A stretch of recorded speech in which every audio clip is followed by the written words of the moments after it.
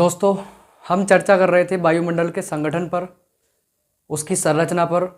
इससे पहली वाली वीडियो मैंने आपको गैसों के बारे में बताया, कौन कौन सी गैसें पाई जाती हैं, किस किस गैस का क्या काम है, वो गैसें कैसे रुकी रहती हैं। तो आज हम देखने वाले हैं वायुमंडल की प्रमुख परतों के बारे में, यानी कि वायुमंडल में पृथ्वी से ऊपर वायुमंडल में कितनी परतें पाई जाती हैं, उन परतों के ऊपर चर्चा करेंगे। जैसे कि आप देख पा रहे हो, ये आपकी पृथ्वी है। मान लो ये पृथ्वी है और पृथ्वी के सबसे ऊपर वाली पहली सीमा कौन सी होती है? ये होती है आपकी क्षोभ मंडल। पहली सीमा होती है क्षोभ मंडल। दूसरी ऊपर जाते हैं तो कौन सी होती है? समताप मंडल। उससे ऊपर जाते हैं तो होता है मध्यमंडल। उससे ऊपर होता है तो बहिर्मंडल। तो सबसे पहले हम चर्चा करेंगे क्षोभ मंडल के बारे में। देखिए क्षोभ मंडल क्या होता है, लिखा हुआ है ट्रोपोस्फेयर। इसको इंग्लिश में क्या बोलते हैं? ट्रोपोस्फेयर।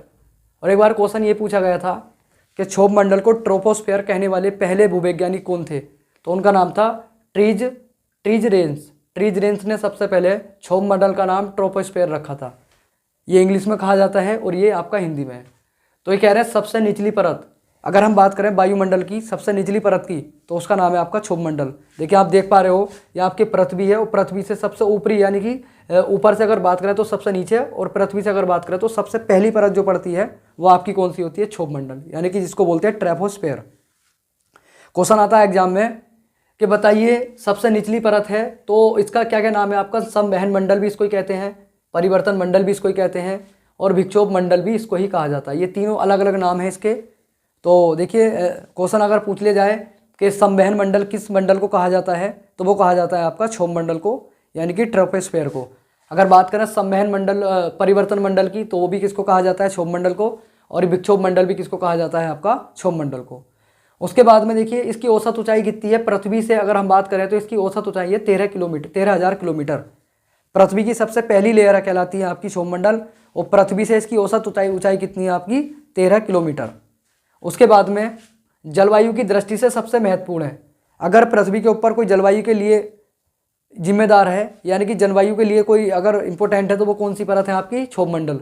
जलवायु की दृष्टि से महत्वपूर्ण है। और इसमें देखिए क्या होता है, मौसम संबंधी बहुत सारी घटनाएं, यानी कि जितनी भी, मैं मानता हूँ जितनी भी मौसम से संबंधित घटनाएं हैं वो सब कौन से मंडल में होती हैं? तो वो होती है आपकी क्षोभ मंडल में, यानी कि ट्रोपोस्फेयर में।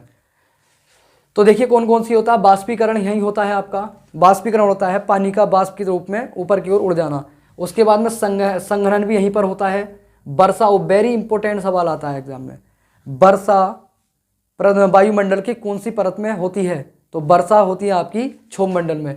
वर्षा भी यहीं पर होती है। बादल भी यहीं पर बनते हैं, ओस, पाला, बादलों की गरज, और ये तड़ित, झंझा, चक्रवात आदि जो है सभी मौसमी संबंधी जितनी भी घटनाएं होती हैं वो सब आपकी कहाँ पर घटित होती है? क्षोभ मंडल में। तो ये तो एग्जाम में कई बार पूछा हुआ भी है। बादल, यानी कि वर्षा के लिए या बादल के लिए कौन सा आपका मंडल जिम्मेदार होता है? तो आपका है क्षोभ मंडल, जो सबसे निचला है, सबसे पहली परत है। उसके बाद में जो तड़ित झांझा आते हैं, तड़ित झांझा, चक्रवात, ये सब कहाँ पर आते हैं? आपके क्षोभ मंडल में आते हैं। उसके बाद में इसमें देखिए जेट स्ट्रीम धाराएं भी चलती हैं। ये कुछ वायु धाराएं होती हैं जिनको बोलते हैं स्ट्रीम धाराएं। जेट स्ट्रीम धाराएं भी कौन से मंडल में चलती हैं? तो वो चलती है क्षोभ मंडल में।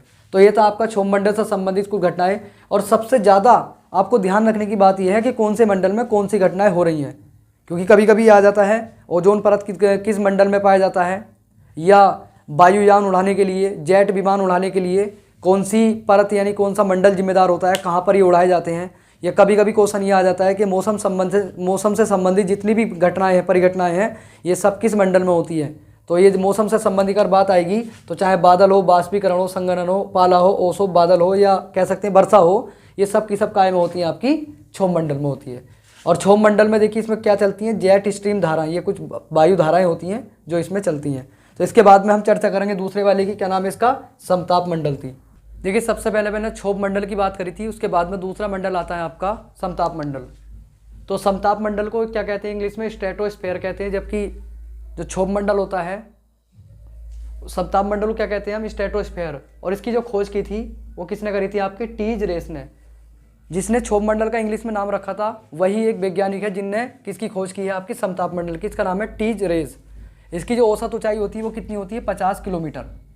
और देखिए मौसम इसमें जो है ना, जैसे क्षोभ मंडल में मौसम की सभी घटनाएं होती थी, क्षोभ मंडल में मौसम से संबंधित सभी घटनाएं होती थी, जैसे पाला, कोहरा, बादल, वर्षा, या आपका जलवाष्प भी, इस तरीके की सारी घटनाएं होती थी। लेकिन इस वाले मंडल में मौसम से संबंधित कोई भी घटना नहीं होती, इसलिए जो है यहाँ पर वायुयान उड़ाने के लिए आदर्श यानी कि महत्वपूर्ण मानी जाती है ये वाली परत। क्वेश्चन आ जाता है कि जेट विमान या वायुयान मतलब पृथ्वी में वायुमंडल के कौन सी परत में उड़ाए जाते हैं, तो वो होती है आपकी समताप मंडल में। मोस्ट इंपॉर्टेंट सवाल है, यहाँ से कई बार एग्जाम में आपके पूछा हुआ है। वायुयान उड़ाने के लिए आदर्श मंडल बताइए, तो वह आपका समताप मंडल। और समताप मंडल में कौन सी परत पाई जाती है? ओजोन परत। और ओजोन परत के बारे में हमें पिछली वीडियो में चर्चा कर चुके हैं।